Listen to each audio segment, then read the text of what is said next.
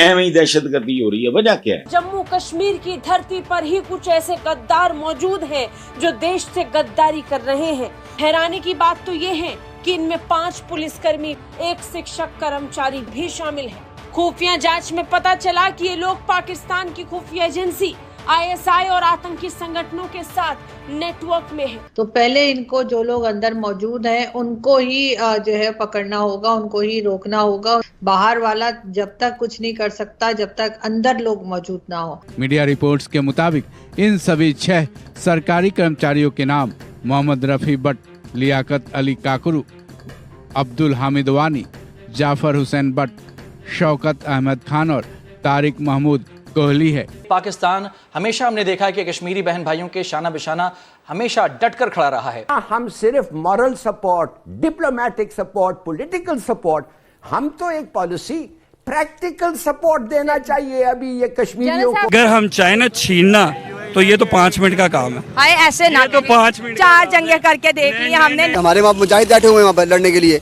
हमको डरते किसी से?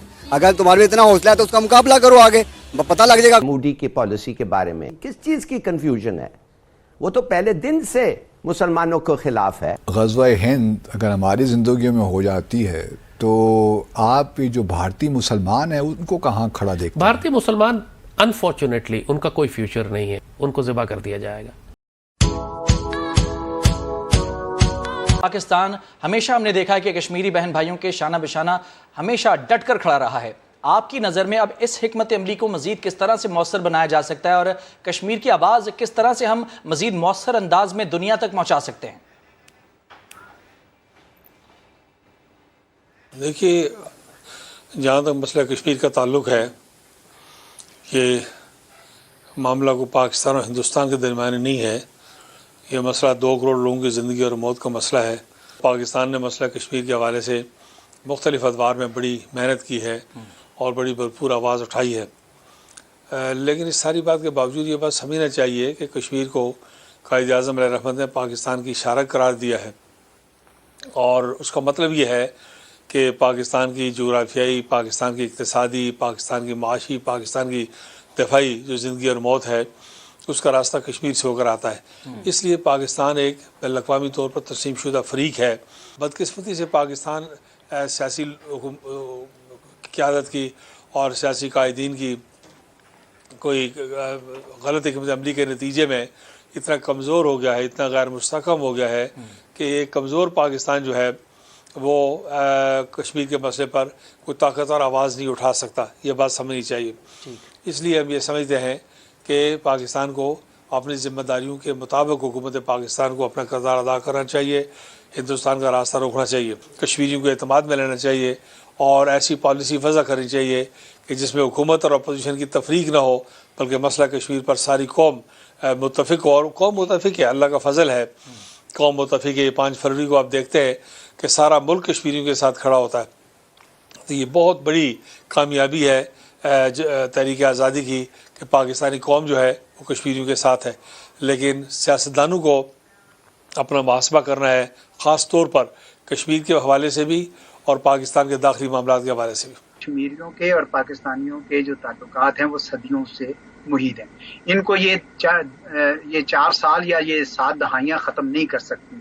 तो आवाज़ तो पाकिस्तान तो उठाता रहा है, उठाता रहेगा। हमने जंगें भी लड़ी हैं, हमने पुरअमन तरीके से हल भी करने की कोशिश की है, लेकिन बदकिस्मती से हिंदुस्तान का जो रवैया है वो ऐसा है कि उस पे जितनी भी उनको शर्मिंदगी हो वो उनके लिए बेहतर होगी, क्योंकि उन्होंने बैनुल अक़वामी कवानीन की धज्जियां उड़ा दी, पार्टीशन प्लान की भी और यूएन सिक्योरिटी काउंसिल रेजोल्यूशंस की भी और शिमला एग्रीमेंट की भी, क्योंकि 2019 के जो इक़दाम थे वो हमारे शिमला एग्रीमेंट जो बायलैटरल 2 तरफा एग्रीमेंट था उसकी भी खिलाफ वर्जी थी।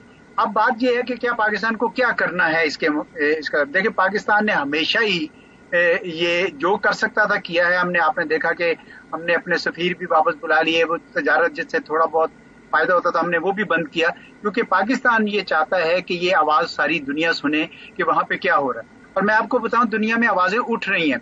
इस वक्त जो एजेंडा मोदी सरकार फॉलो कर रही है कश्मीर में भी और बिलअमूम पूरे हिंदुस्तान में, उसकी वजह से इस खित्ते का पूरा जो खित्ते का अमन है وہ خطرے میں پڑ چکا ہوا ہے. تو آواز تو اٹھائی جانی چاہیے. ہمیں پوری زور شدت سے اقوام متحدہ کو بھی کہنا چاہیے کہ جناب آپ بھی اپنا زور لگائیں. عبدالحمید صاحب، اسلامی دنیا کی ایک نمائندہ تنظیم ہونے کے باعث OIC سے امیدیں بہت وابستہ ہیں، تو کیا مقبوضہ کشمیر کے حوالے سے OIC امیدوں پر پورا اتر سکی ہے اور اپنا کردار مؤثر انداز میں ادا کر رہی ہے؟ OIC کو چاہیے کہ وہ ہندوستان کے ساتھ دوٹوک موقف اپنائے، ہندوستان کو پریشرائز کرے. جہاں بدقسمتی سے دنیا میں مفادات کو دیکھا جاتا ہے، اخلاقیات دنیا بھول گئی ہے، لیکن OIC نے اس طرح سے وہ کردار ادا نہیں کیا. تاہم ہم مایوس نہیں ہیں، ہم پر امید ہیں کہ OIC ممالک بھی مسئلہ کشمیر کے حوالے سے اپنا بھرپور کردار ادا کریں گے. حالات بدلتے دیر نہیں لگتی، اس لیے پاکستان کو اپنے اصولی موقف پہ قائم رہنا چاہیے اور یہ ڈیمانڈ کرتے رہنا چاہیے کہ یہ سارے جو زیادتیاں وہاں پہ ہو رہی ہیں ان کو ریورس کیا جائے اور انٹرنیشنل آبزرورز بھیجے جائیں جو جا کے خود باقاعدہ انڈیپینڈنٹ رپورٹس دیں، کیونکہ ہندوستان ان کو آنے نہیں دیتا وہاں پہ. تو یہ بہت کچھ کیا جا سکتا ہے اور کیا جا رہا ہے. دنیا